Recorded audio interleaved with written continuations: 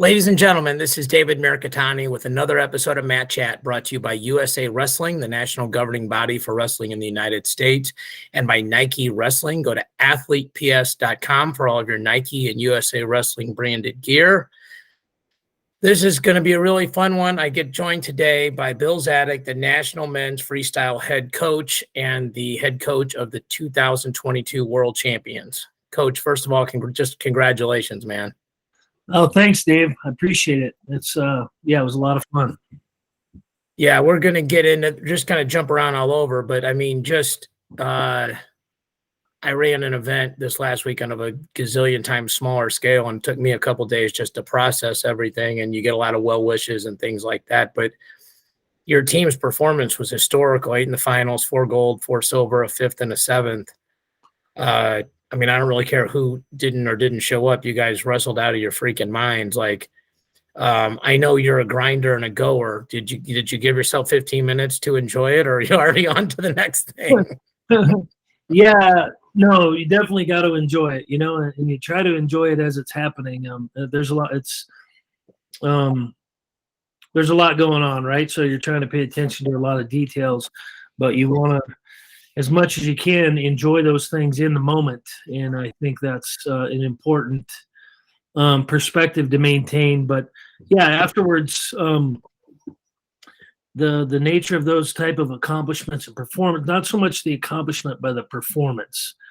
And when what I mean by that is, I mean, the team winning a world title is an amazing thing.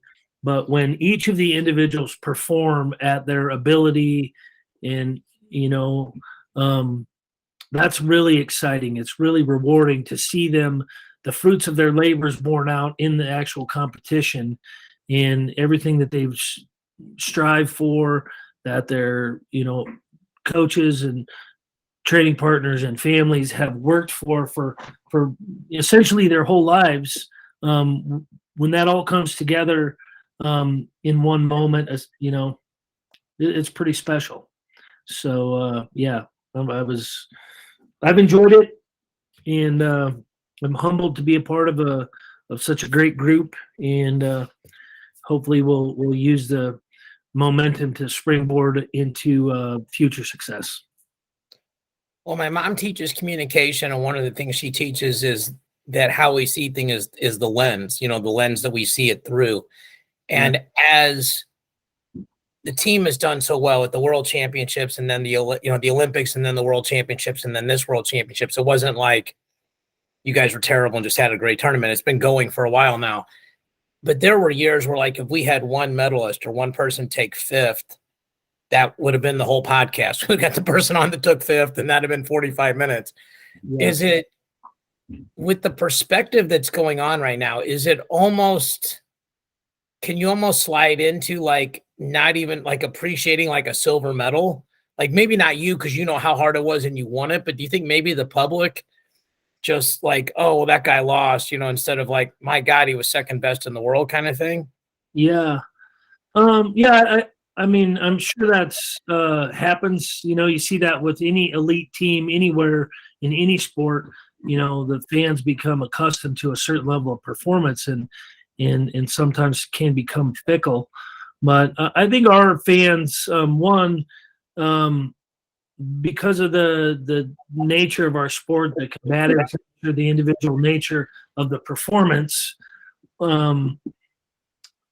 people connect more viscerally with the work and the effort that goes into an achievement at that level, right? And when you look at it, 30 man, 30 plus, athlete bracket, every single one of those athletes in that bracket is a national champion from their country. Right. There's no easy draws, even if it looks like it. Yeah. Yeah. So, it's definitely a monumental accomplishment for anybody that places at the World Championships. And I think our fans, in a good way, expect success, but I haven't personally felt anybody like, oh, he got second. I haven't felt, that may exist out there, but yeah, I really the people that I've encountered are very gracious, very supportive. I think there's a lot of groundswell of support around our athletes and our teams, and you know, our women's team, our Greco team. You know, I think there's momentum behind everybody in USA Wrestling fan base. So yeah, it's been a really positive thing. I know you're a historian of the game. How does this sort of quad compare with, like, maybe, like, I asked Gary Abbott, you know, who's sort of one of my mentors on this side of things, and is, you know, the GOAT, you know, in a lot of ways, and what the media side of things. And he said that really the 92 to 96 is probably the most comparable sort of era. Like, Yeah. how do you see those two things? And do you feel like, you know, I don't know, just how do you see that? Yeah, I try not to pay attention to it too much, honestly, because I want to stay focused on this group and these individuals, and they certainly are remarkable team and a remarkable group of athletes. But if we don't pay attention to the details, they'll just be a remarkable group of potential, and what we want is the realization of that potential, and you know, we've seen it now, as you've mentioned, right? They're making their mark in building, and you know, the only thing that I've really talked about is from the start of my I guess tenure as being the head coach, but even just being as an assistant, when I would address athletes or a team or a group, is that United States has a great wrestling history and tradition, you know, and it goes back a long ways. I mean, the whole modern Olympic era, the United States has consistently had strong performance, you know, going back to, you know, 1896. And, you know, if you kind of look at some things, like I arbitrarily chose kind of the postmodern era as like 72 Olympics forward. And, you know, the 72, 76 teams get, you know, are heralded as some of our greatest teams, and they are. The 90s, you know, that mid 90s teams, and this team, the only thing I've talked about really is they have the potential to do that, but it's up to them to pay attention to the details and take care of business. And then, you know, history books and you know, media people like yourselves, you guys will look back and say whether they were or whether they weren't, or the record books will bear it out. And so I try not to think about that side of it too much. It's humbling and honoring to be a part of a group that is capable of doing that and is doing some of those types of things. But yeah, I mean, you love the people that you work with and work alongside, and you respect the effort and the commitment and the desire and the drive that not only they have, but each one of these guys is like the tip of a pyramid. And there's all these people that have poured into them throughout their careers, and it's very broad base. It's their families and coaches and training partners, and their kids coaches and high school coaches and collegiate coaches that, you know, once they leave that program, that work isn't over. That work is still paying off. It's paying dividends. Right. And so I try to stay connected to that aspect and try to honor that, and pay attention to, like, hey, there's a lot of people that have poured a lot into us. And so it's a joy.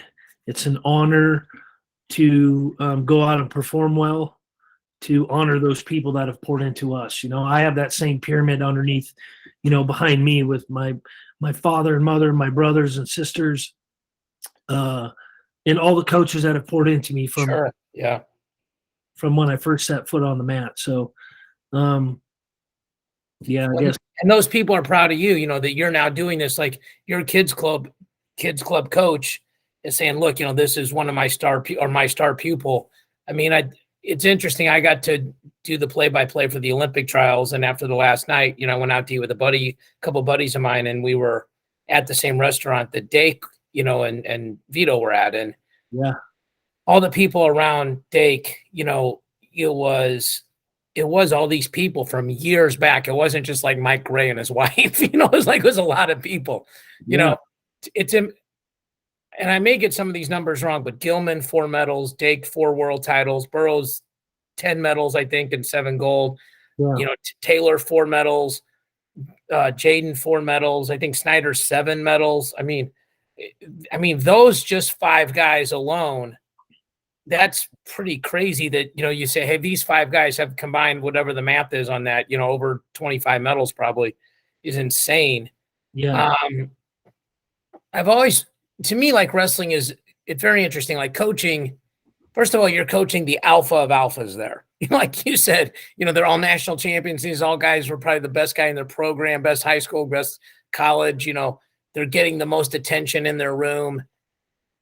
How much I've always wondered this. I would love to be a fly on the wall of practice, and I would hide my phone and microphone, if you ever asked if I was ever allowed to be there. But just how much do people share with each other? Maybe like different weight classes, like for example, I saw Taylor doing something very specific to beat an underhook in the finals against Zadick. And obviously the Iranians, he's not the only one that uses that left side underhook. So how much would maybe a Taylor share with like a Yanni Diakomahalis if he were to ask him, like, hey, how did you beat that underhook? Is there a lot of trading of knowledge, or is everybody just kind of doing their own thing? Yeah, that's a great question. There's a lot of sharing in our room. There's a lot of sharing outside of our room. I mean, our athletes, that's one of the hallmarks of this group and why they're so successful is when they're in a room together, we get, and not just, the immediate national team, the top 3, that, 30 guys, we get together for training camp. We have, 60, 70 people in the room, and everybody's trading information and sharing knowledge, and that, rising tide raises all ships. Right. And I think one of the assets of these athletes in this group, and so for sure there's a lot of that going on, and they're connected, right? They're a team. They're not 10 individuals or 30 individuals or 50 individuals from different places. These guys are a team, and they function as a team.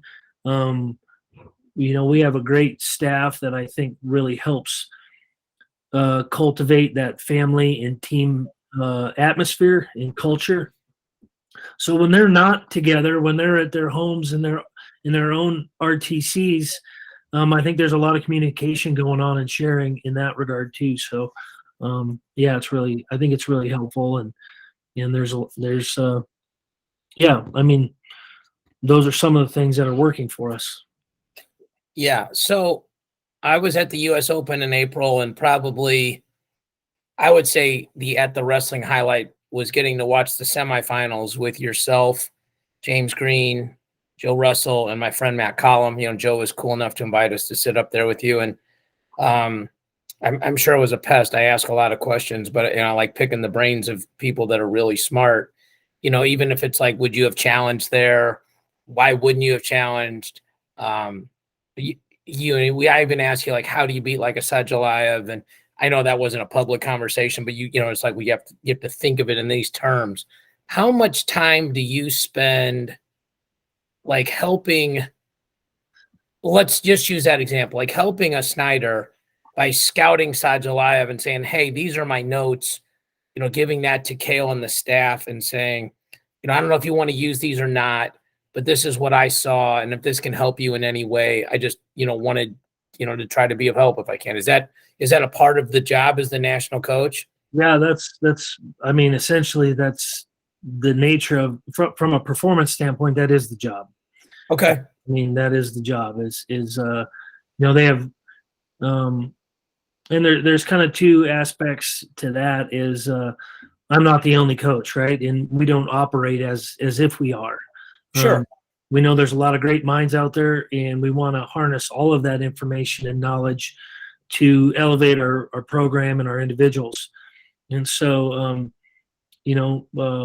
wherever they may be, wherever the athlete may be, he's got his own coaches, and they got their own ideas. And honestly, I really enjoy that, because I think it helps you diversify your thinking and close gaps and eliminate liabilities because you have a broader perspective, whereas if you're getting all your information from one source, you no matter how successful, you kind of run the risk of getting pigeonholed into one area and not seeing some other things. And so it's really helpful. And there's a lot of great minds out there. And so, yeah, we try to harness all of that.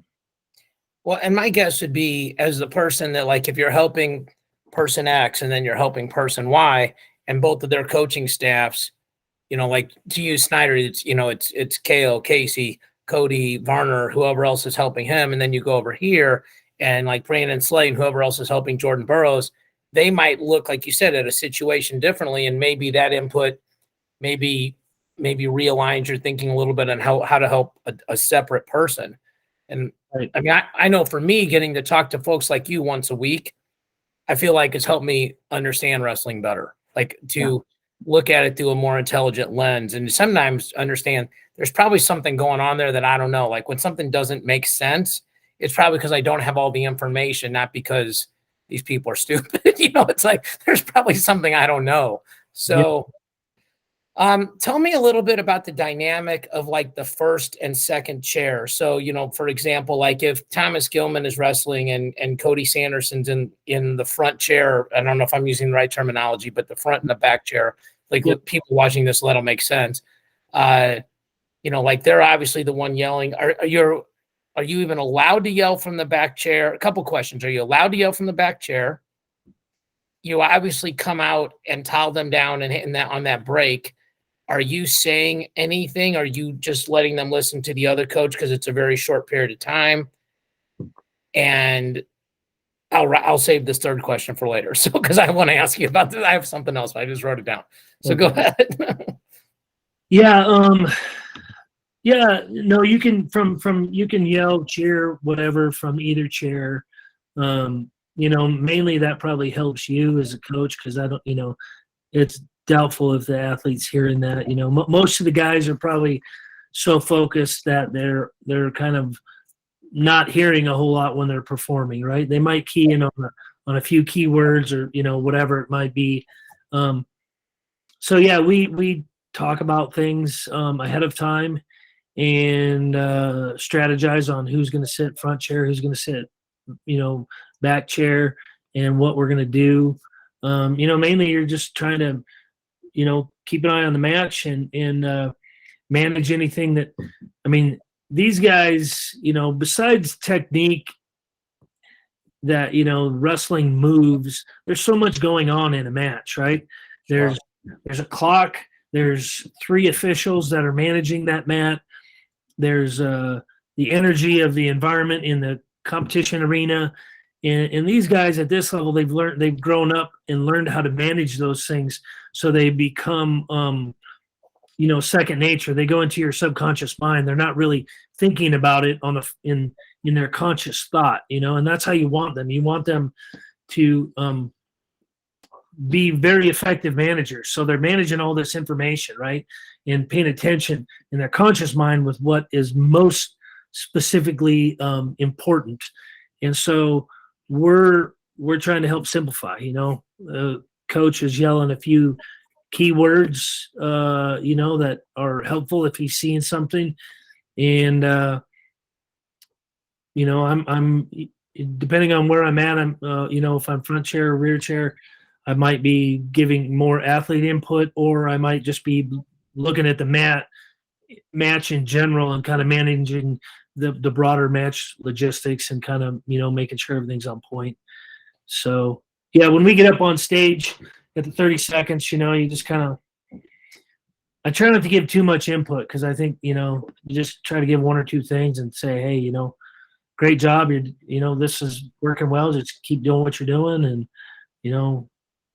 if you've noticed something, I'll try to give them that input and in most cases they're doing a great job of it themselves. Sure. And just towel them off and pat them on the butt and get them going. Yeah. I try not to get a yellow card or a red card, and so if you don't towel them off right, they can yellow card you. That's my goal is to not get a yellow card. To stay there for the entire tournament. Yeah. Yeah. So this will be the most hard-hitting question. Who has taken more towels from hotels over the year, you or Kevin Jackson? Well, Kevin's had a little more experience than me, so he might be ahead of me in that. But it's kind of funny because Joe and I, we were actually talking to the team. We're like, hey, bring your hand towel from your room, just so we can, maintain, sanitary discipline and just keep guys clean, right? Right. Wipe somebody off and they got a cut on their ear. You don't want to take that to the next match and wipe somebody else. So yeah, that's funny. I got to coach with Kevin one year, and I was teasing him about it, and he went into a whole diatribe about it's built into the cost of the hotel and everything else. So, plus he could golf team me, so I just let it go. But yeah, that'd be kind of like one of the cool subculture things in our sport is like, I could probably write a great book, at least a picture book on like hotels and gymnasiums around the world, right? Oh, that would be super cool, really. I mean, like a coffee table book for wrestling people. That's awesome. Yeah, exactly. And then, I don't know if some of those towels probably made it back home to the United States, so maybe some gigantic quilt out of towels or something. I don't know. Hey, if I won a world title and that was my towel, I would take that with me. You never know if you're going to get another one of those. Yeah. I saw in several matches you were taking notes, like when somebody scored or something. Are you, without, if you don't want to tell this, are you just making sure that they have it right on the board?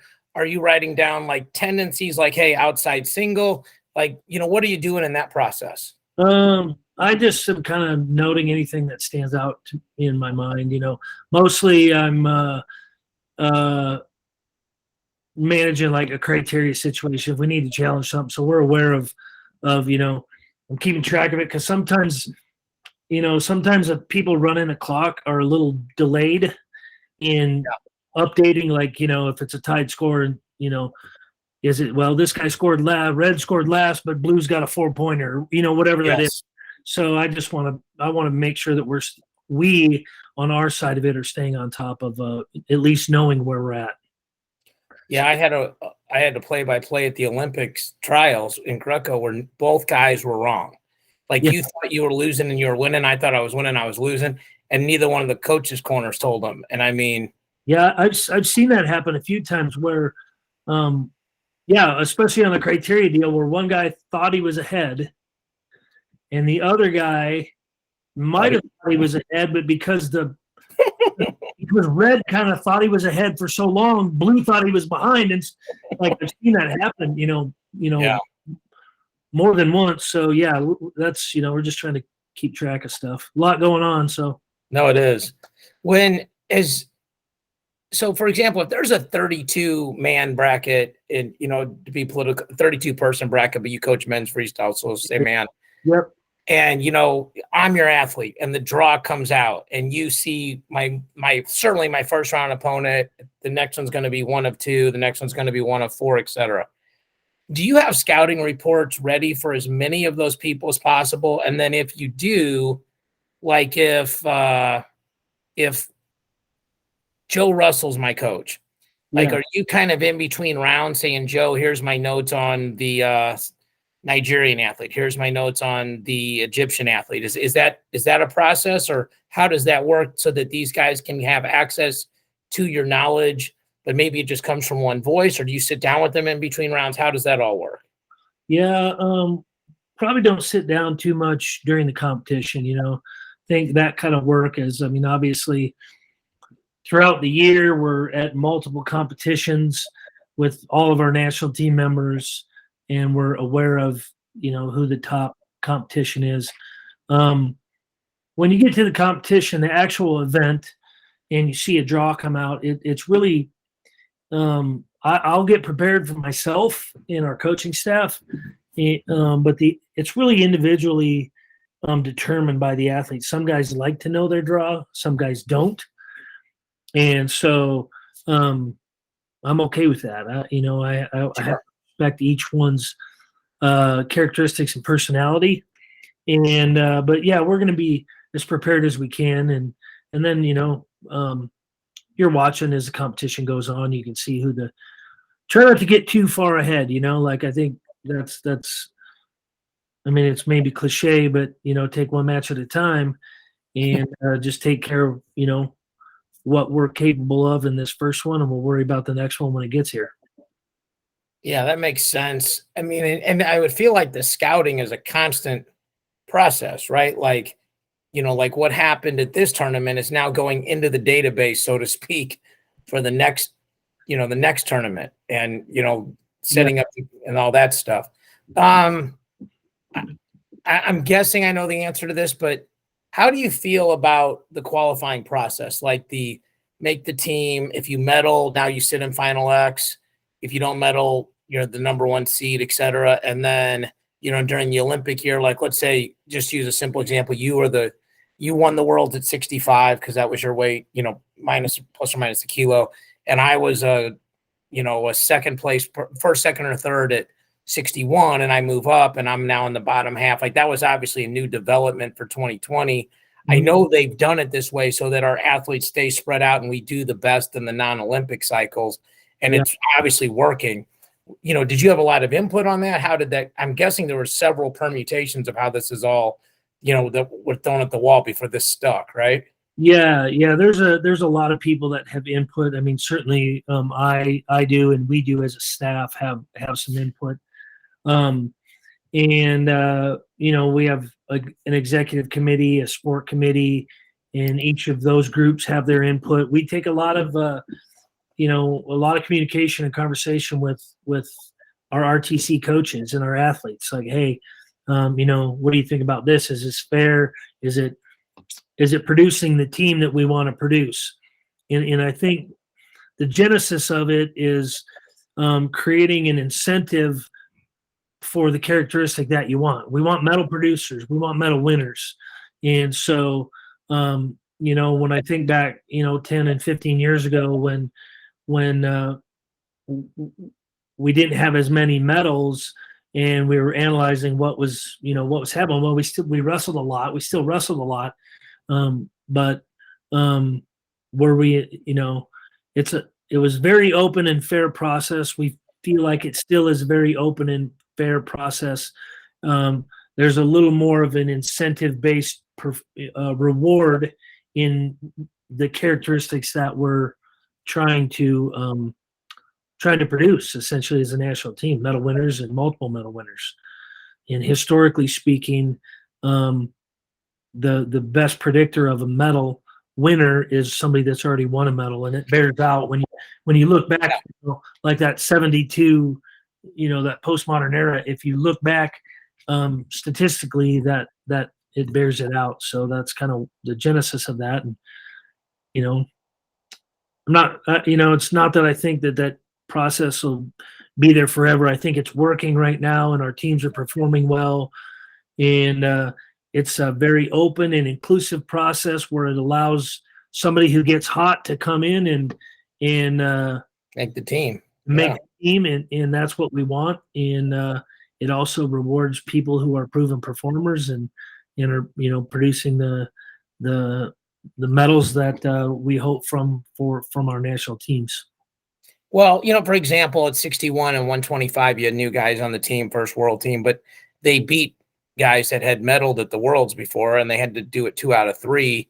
And, some of those guys were even sitting at somebody pointed out Seth Gross was losing to a high school senior, by 9 points at the World Team Trials, and came all the way back from that to end up making our world team and being in the bronze, being in the semifinals and then the bronze medal match.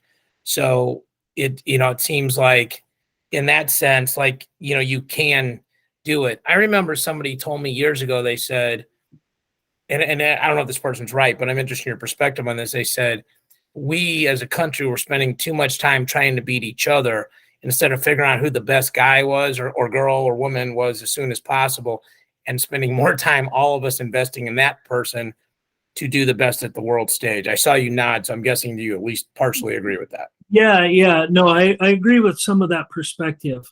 I think we wrestle each other a lot already coming up through our scholastic structure, right? In high Yep. school and college, we wrestle each other. In that 9-year period, we wrestle each other a lot. So, I'm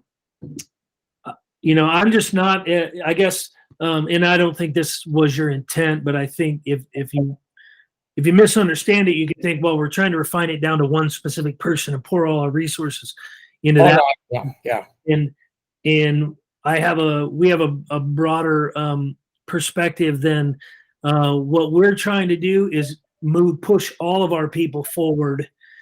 We want to focus on Europe and Asia and the Middle East and all these countries. We try to analyze that and okay, these are the skills that we need to perform to win that critical match, right? We need to win a match to win the medal, to win the match to get into the finals, to win the finals match, and enhance, and mass produce that information. And then between us, the athletes themselves will determine that and sift that out. And it's like, when you had somebody like Dave Schultz, who's this, iconic personality and performer, and he gets beat by Kenny Monday, the whole country probably thought that Dave was the favorite. And then Kenny Monday makes the team, and he goes on to win not only the Olympics, but other world and Olympic medals. And we're trying to produce that kind of a system where whoever makes the U.S. team, we feel very confident in who that person is, and we certainly saw that this year. I mean, if you look at 61 and 125, and you look at their performances, not just at the World Championships but throughout the summer, they both of those guys beat multiple medalists at events, and so I think it's showing that it's a refining process that whoever is able to come through, they're prepared, they're ready to win, and they're ready to perform at the highest level. Yeah, let me back up. I didn't in any way mean to insinuate. I want to say that for the audience. I don't want people to that's even my opinion. I don't think anybody's opinion is that way, but I'm glad we clarified that. And, like, for example, Zilmer, the one guy who sort of didn't get to wrestle for a bronze medal, because he lost, it seemed like he was like, when I was just talking to my friends on it, well, he's got to get to Petrashvili. And then if he beats him, great. If he loses, he's probably going to get pulled through, and then he gets upset, and then you're out. And, that's. Yeah, I think in that case with Hayden, we might have been our own worst enemy. I think he wrestled so hard and took so much steam out of Petrashvili that he maybe didn't have enough left in the tank to and that's not a foreign concept to Americans, right? That's happened in the past, and I think unfortunately in Hayden's case, that was true. I think I was very hopeful for Hayden, and I thought if he gets a chance to wrestle for a medal, I thought he was going to, come through and win that medal. And same with Seth, Seth beat multiple world medalists, both in Tunisia and here at the World Championships. And we know those guys are capable, and they're right there to be in the hunt. It was either 2018 or 19, but I was blessed to do the play-by-play for 9 days, all styles. And Zane, you would know which year it was, wrestled the Cuban first round. Yeah. It was, so I don't know if it was 8, I think it was 19, but I could be wrong. It was 19. Okay, good. There you go. I'm not getting that old. So, and I was with Andy Rovat, was, the color guy, and I was doing, the play-by-play, and he goes, I have a terrible feeling that Zane is going to wear this guy out so much that if he doesn't beat him, this guy's not going to be able to make it through to the finals. And it's exactly what you were saying happened. Yeah.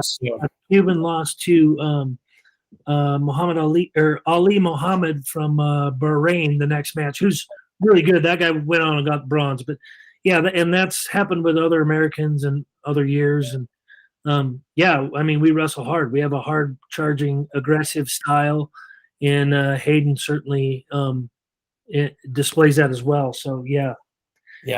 You said something that I completely nerded out on. I want to go back to it. You said we are working on specifically developing the skills to win the matches, to get into the medals, to win the medal matches, and win the gold medal matches. I mean, I hang around a lot of guys that are really good coaches. You know, it's like in freestyle. We'll just say freestyle because that's what we're talking about. Like, hey, you got to be able to get a lace, defend a lace, short offense. You know, get out of it. Not get taken down out of short offense, score out of short offense. Yeah. Stop a gut. You know, step over a gut, get a gut. Not, stay grounded when you're getting pushed out. Drive the person to their feet when you're the one doing it. You know, these are these core positions that happen almost every match. Yeah. You know, and I'm preaching to the choir saying that, but sort of setting the table for the audience.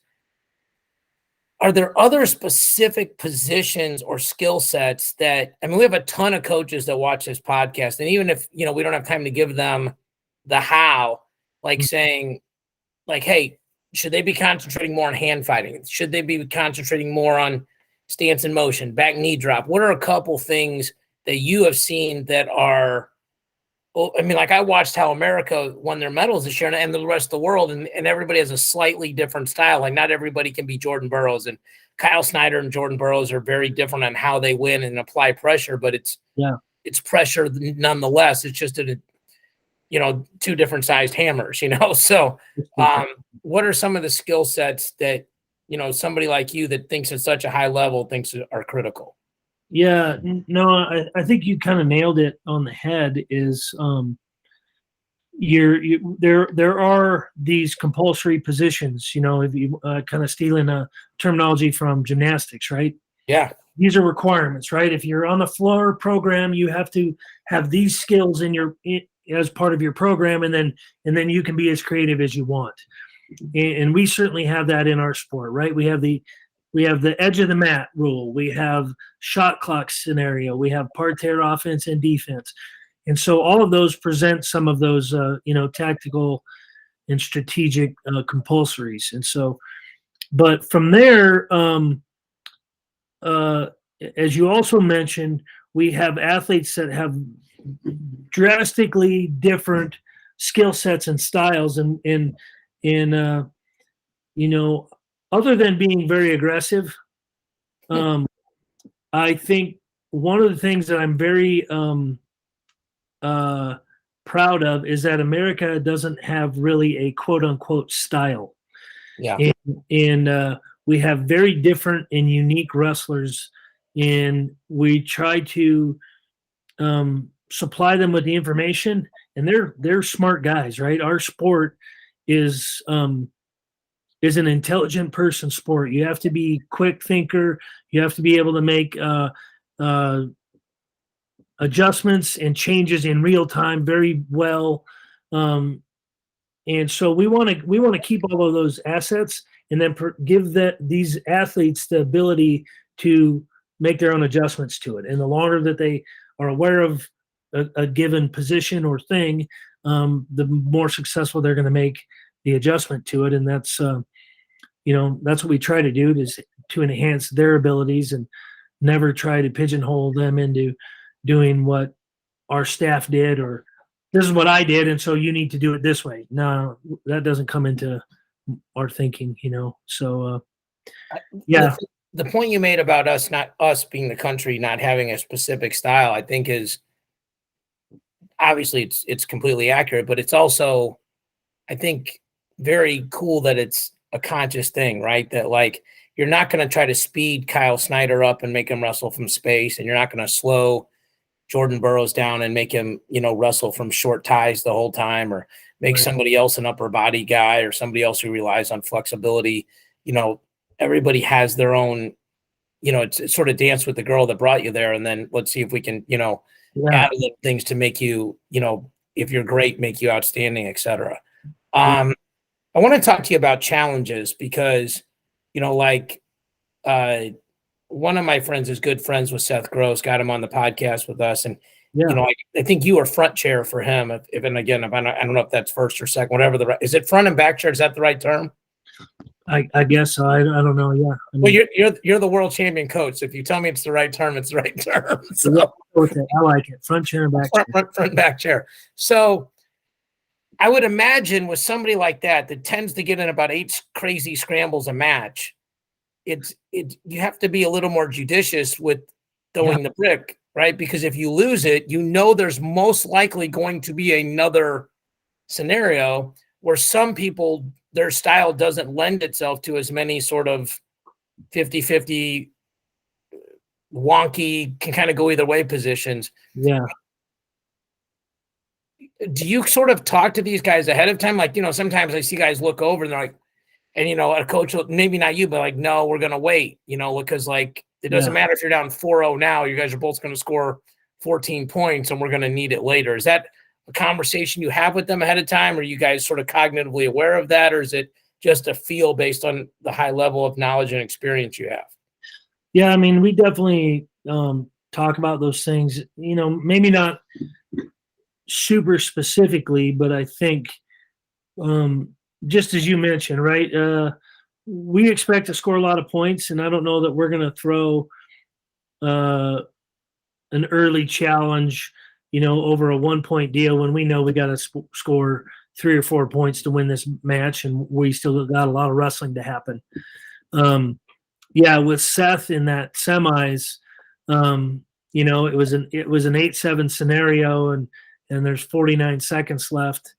And I saw exposure, right? I saw exposure for sure. So, and Seth wanted the challenge as well. I mean, the way it shook out, I mean, that kind of blew our minds. It kind of makes you take a step back and be like, man, should I not throw challenges anymore? But I think in that scenario, you got to throw it. I mean, it was potentially a match deciding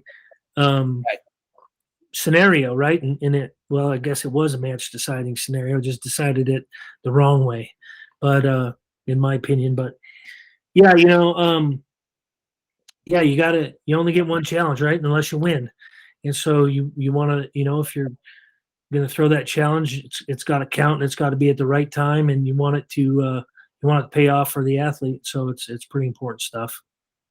Yeah. Like the Yanni challenge went like, I mean, you probably remember, obviously it's your job to remember the specifics more than I do, but they ruled it one way, then they came back and ruled it another way. And I could have swore it was literally a third way. And it was like that America lost. I had 3 more for us and 1 more for them or something like that. But it was at least a marginal 2 more points for America. Yeah. It came out as I think it came out like an 8-6 scenario. Right. And I'm like, how'd that guy get 6 points out of that? I mean, if we got a 4, you can't have 2 4s in one scenario, right? So I don't know how they came up with that, but it was, I mean, you definitely got to challenge that scenario, right? The way they called it, you got to challenge it, and I think we made the right challenge, and Mike Gray and Joe were on that mat, and the hard part is, the referees, the mat team, the 3, the chairman, the referee, and the judge, they make their call, right? And then we have an opportunity to challenge.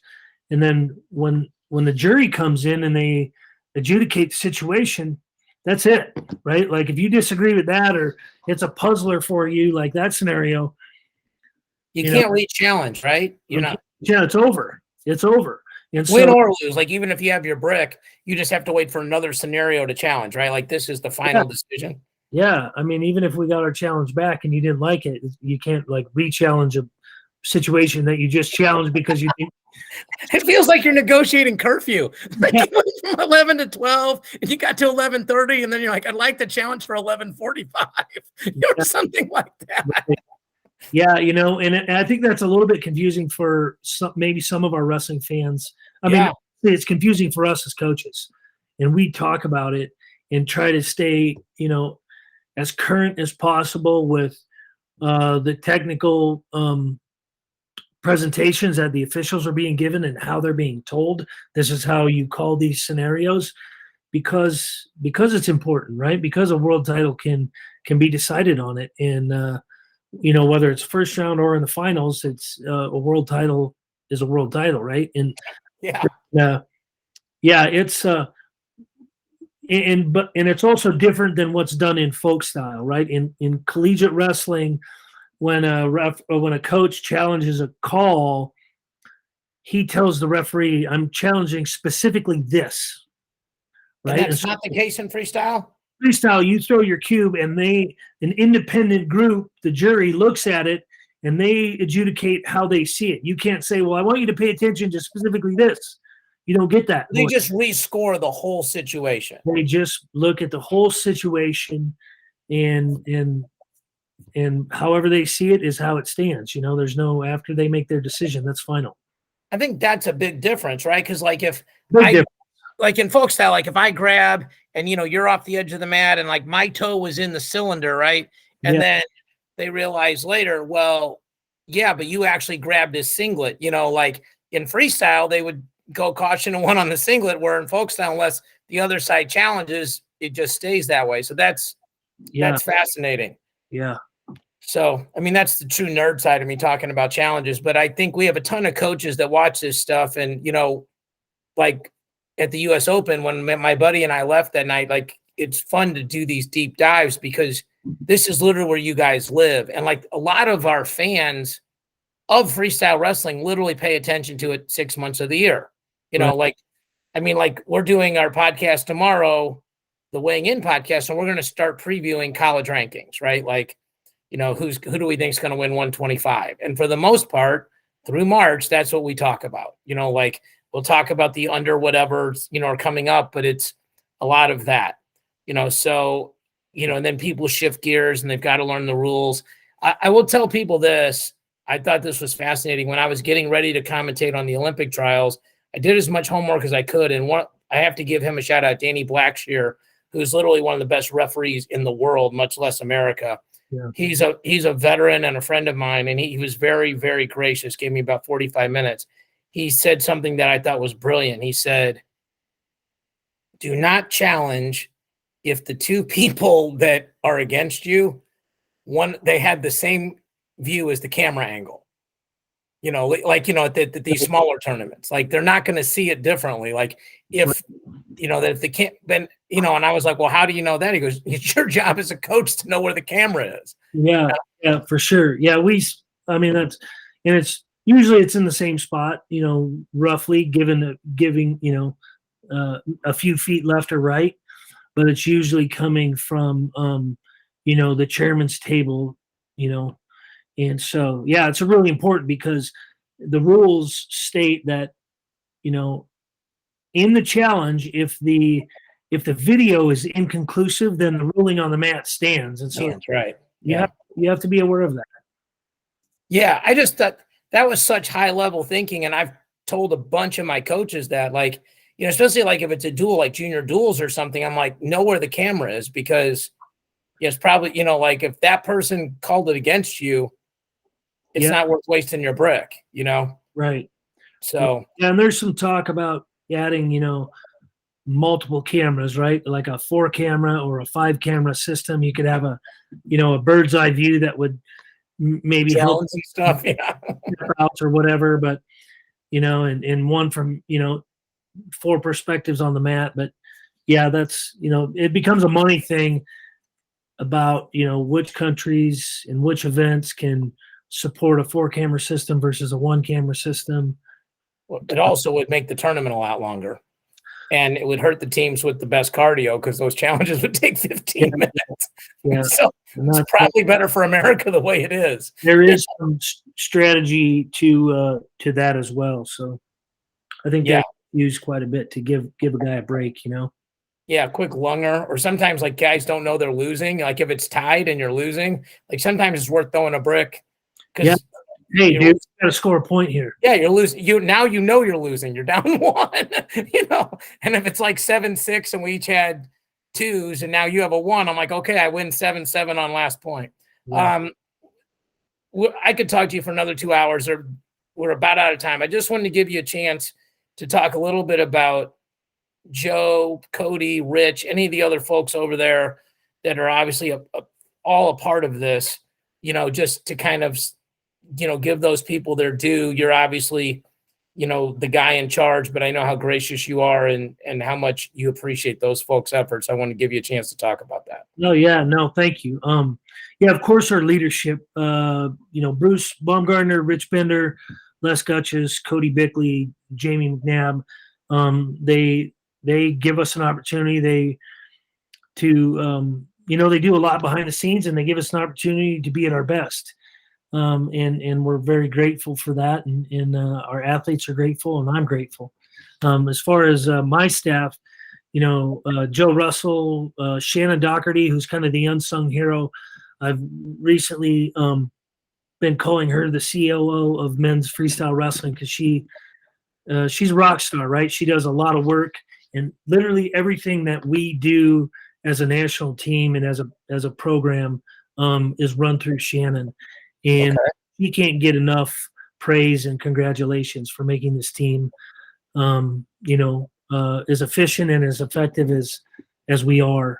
And James too. James has stepped into a role, behind a legend after Kevin moved on, and I hated to lose Kevin. He's a great friend and a great man, and James has stepped into that role and taken off in a great way. And so we have high hopes and expectations. And if I did podcasts, if I did an hour a day for the rest of my life, I'd never have enough thanks for Joe Russell. There's just there are other great people in the sport of wrestling, but there are no people better than Joe Russell in our sport. And he is a tremendous human being. He's a great wrestling mind. He's a great human being. He's a bridge builder. He builds relationships, and he's a lot of the reason that the team culture has what it has. And I've said a few times, when you're in it, you're in the midst of doing things. A couple of times you kind of take a step back and you're like, oh man, this is working really well. But when you look back over the course of a quad, or you look over the course of just even a summer cycle, from the time we make a team until we compete at the World Championships, it's not just 10 athletes, right? It's their personal coaches, their training partners, our staff, their staffs. I mean, you're talking on a small scale, you're talking 30, 40 people, and expand from there.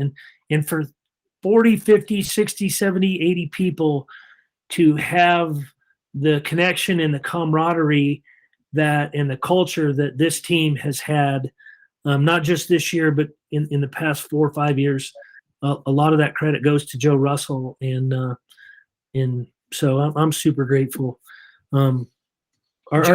Joe Russell is incredibly humble and also super sneaky funny, which and I get these tournaments, they all watch together. I think it was 18 or 19 when the trials were at North Carolina State. Yeah. I'm sure you remember this. The power went out. Yeah. So the power goes out, and I'm standing next to Joe Russell. I'm like, Joe, what'd you do? Just joking around. He goes, Mirikitani, all I tried to do was charge my cell phone. And I was like, that's it. I'm done. Yeah. I'm dead. I just boom, right on it. Yeah. And it was funny. He called me Friday and was very complimentary of the previous podcast we had done with Doug Paulson and Brandon Paulson. Yeah. And then he said, who are you having on next week? And I said, I was going to call Bill. And he goes, really? I go, yeah, I'm just setting up for my event. It's tomorrow. Sunday I'm going to sleep, and I was going to call him Monday. And he goes, I was going to tell you should get Bill on. I said, I'm ahead of the curve for once. I'll take it. I knew that as soon as I can't remember where it was. I had left the office. I think I was on the way to a meeting or on the way back, and I got a text from Joe that he had spoke to you and you wanted me on the podcast. So I said, okay, yeah, great. Just tell him to shoot me a text. We'll get it figured out. But I knew Joe was in on it. I was like, Joe, did you set this up? And he said, oh, no. He actually didn't, though. He actually didn't, for the record. He didn't. He would have if it wasn't already on my calendar, but it was actually on my, Joe try to find the people that everybody hasn't gotten or has a different perspective. And our podcast is so heavily slanted towards coaches and athletes. We're not the guys that scream bro, we're not those people. And I just super enjoy having like highly intellectual conversations that are also funny from time to time. Like I said, watching the semis with you guys was a treat, an absolute treat. Like had a great time. You guys treated us like friends, and then also learned a lot and laughed. And James Green had just been on the pod like 2 weeks earlier, Yeah. and he was kind of a friend-in-law through Grant Turner. But now it's like, okay, I've known you for years. Joe's, I've known him for years. But it was cool just to kind of have the conversations without the camera being on, and like really, people tell you more when the camera's not on, and it was just fun to listen. And when you guys are doing so well, to learn that, because like I'm coaching a small club RTC here, and I'm like, this is how these guys look at it. So this is not my opinion. Like I'm just telling you, like the best people in our country and the best people in the world say these are the skill sets you have to have. Like somebody will drill a down block, go behind, chase the hamstring 4 times, and think they have it. And I'm like, you don't have it. Like, you don't have it till you can do it exhausted with your eyes closed and the guy's grabbing your singlet.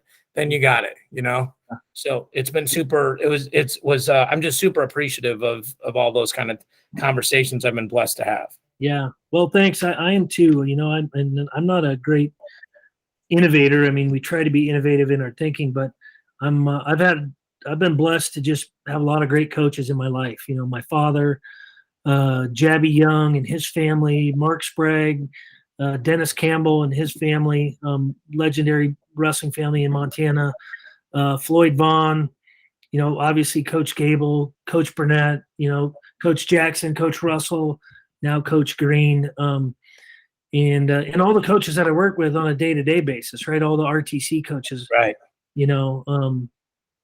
They're great minds and they're great people. And when we see something that works, we try to keep doing that thing and not waste a bunch of time reinventing the wheel. But you're right. Joe Russell is he's kind of got a very sneaky sense of humor and exceptional comedic timing. Yes. I think a lot of Joe's quiet confidence just comes from he's usually the smartest man in the room. And yeah. When that you're the smartest, you probably don't have to beat your chest bragging about it. You let everybody else talk. Yeah. So he kind of lets everybody else talk, and then he'll find some funny little sneaky comment to make, and just very subtle, and it makes the whole room erupt. And the cell phone line was too good. Like that's like, and somebody goes, that's just typical him. So, our hour is up, Bill. I can't tell you how much I enjoyed it. Obviously, as a person that is the smallest of cogs in USA wrestling, it was awesome to watch. As somebody who's just an American and who wrestled and wasn't good enough to do what you did and what those guys did, it was amazing to watch. And I'll be the 10,000th person to say congratulations, but really well done. I know you're on to the next thing, but I'm glad, as hard as you worked, that you took a few moments and actually just enjoyed it, and hopefully put your feet up and had your favorite beverage of choice, and and just literally maybe smiled for a few minutes. So congratulations. Yeah, thanks a lot, Dave. I appreciate you and all that you do to elevate our sport and make people aware. And hopefully we'll be working hard in the future to give you more things to talk about. I don't have any doubt. So, ladies and gentlemen, that's Bill Zadick. I'm David Mirikitani. Thank you so much for watching and listening. We'll speak to y'all next week.